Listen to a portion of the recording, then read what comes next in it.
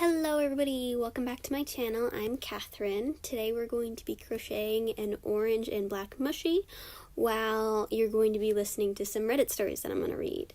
It is a different day, so there's a little bit of a difference in the lighting and setup. However, I hope you can forgive me, and let's get into the video. I forgot to film the first part when I was making the legs, so forgive me for that. But our first story is from r/that's-not-me, and it's from Deadlyisdead. Story, July 9th. P.S. I am French, so the translation may not be perfect. Catherine here real quick. I probably will change a little bit of the phrasing of this story just to make it more cohesive. Thank you, and I'll get back into it. Firstly, you have to know that I was born and I lived in the area this happens for 18 years, so I know the noises the nature makes there. I went to town when I was older. I would come back to see my family during the holidays. Meanwhile, last year they moved to a really secluded hamlet in the fields, a few kilometers from my childhood village. Last summer, I passed for a small stay. It is hot, so I opened the windows at night by closing the shutters. The windows overlook the street, but anyway, there's literally no one here. We have neighbors, but they're a couple in their 50s, so I know I won't be disturbed in my sleep. At 9 a.m., it is totally silent. I fall asleep quiet, but at 3 a.m., I was woken up by a noise. It sounds like a bird. It's strong enough to wake me up, but still it stays far away. I'm out of it. I listen to it to determine what it is, but I just can't. I can't go back to sleep because the noise completely breaks the silence. But something keeps me from closing the windows. The noise gradually gets closer to me, and it makes me feel really weird. The noise comes to my windows. It scared me because it is not at all the behavior of a bird. So I get out of my bed discreetly and I stick my ear to the shutter. And there, I hear something that terrifies me, and I cannot move at all. The song of the bird twitches and misses. It's not a bird. It's a human with a bird whistle to imitate and attract birds, walking down the street. The guy's like a few yards away from me. I have a really weird feeling. I feel like I'm witnessing something I won't have to, so I stay frozen, and I wait until it leaves far enough away to not hear me close the windows. I ask myself many questions. There are fields all around, small forests a few kilometers. Why would this guy use his pipe in the street? If there was a bird with that song in the area, I would have heard it from my window, and it's not. Anyway, that guy left. Too weird, but, well, after a few hours, I go back to sleep. The next morning, I tell my parents. They don't believe me and think I dreamed. It pisses me off. I don't like people thinking I'm off the rails, so I decide to leave the window open tonight and try to record the sound so they'll believe me, and also so I can figure out which bird the guy is trying to imitate. I tell them, and they make fun of me by telling me it won't happen again. They were wrong. At 3 a.m., the guy is back and wakes me up again. This time I take out my phone and I stick it to the shutter to record the sound. I hear the guy coming up to my window. I hear him walking, so it's definitely not a bird. The next day, I make my mother listen to the sound. She thinks it's of an owl. Okay, it's the sound of an owl, but, well, that doesn't explain why there's a guy making owl sounds under my window when there's no other owl around. Third night, I always leave the window open, but I'm always afraid. But I'm too curious. 3 a.m., I hear the guy coming, and I'm going to stand this time behind the front door, 2 steps away from my room. The door is glass, a little blurred. The street is lit by some streetlights. In short, if the guy passes, I will see his silhouette, and I can determine what the owl man looks like. Well, that doesn't happen. I can't see it, but I can hear it. I can't see its shadow, not even a small shape. It's so weird. The next nights, I keep hearing it. My mom got up at 3 a.m. to see and heard it too. Once, my mom closed the window when he was right up next to the door because it was too much noise for sleeping. And the noise just stopped when he heard it. I ended up closing the windows all night. I don't know what else to investigate. The only thing I didn't do is go outside when it's there. and I'm not gonna do that. I still hear it when the window's closed, but it doesn't wake me. It lasted a week, every night. I go home and I don't think about it too much.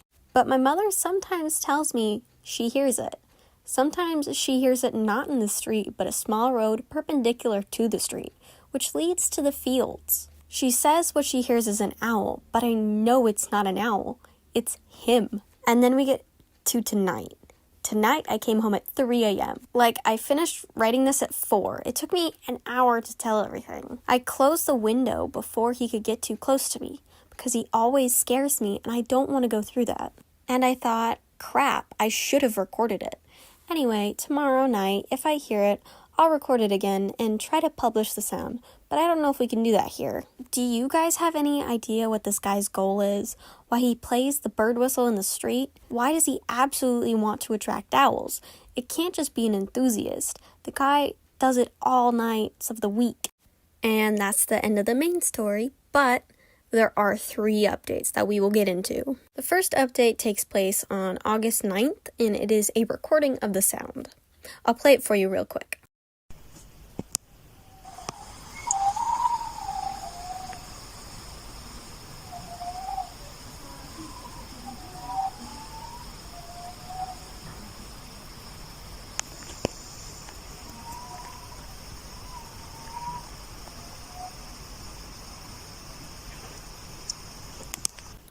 That was more than a little creepy. I'd be really freaked out if that was outside my house for multiple nights out of a week.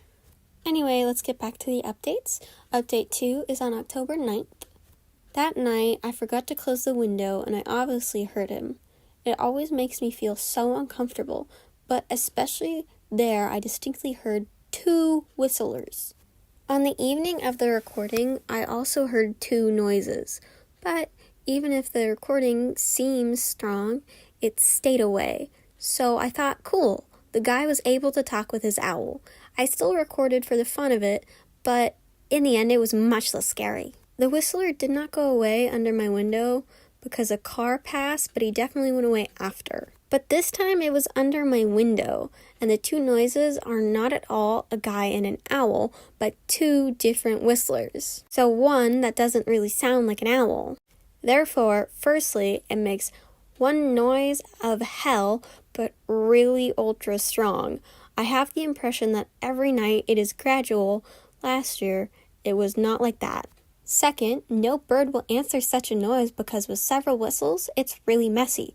So the guy does not try to attract birds. I'm ultra uncomfortable, really. I didn't record this time. My phone was off, and I was afraid that turning it on would make a noise. I'm still afraid to make a noise when I hear them. I might try tomorrow for the sake of the gesture. Even if I hate to hear it, I like to record. Update 3, November 9th. This night, he only makes a few shy hoo-hoos, and I did not manage to record it. I don't think there will be new updates because I will be leaving my mother's house soon, and I need to rest.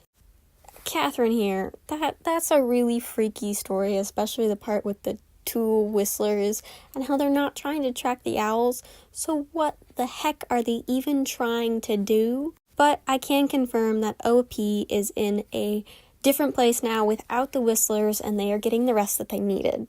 But I still hope for the OP's mother's sake that they are gone and just not doing this anymore.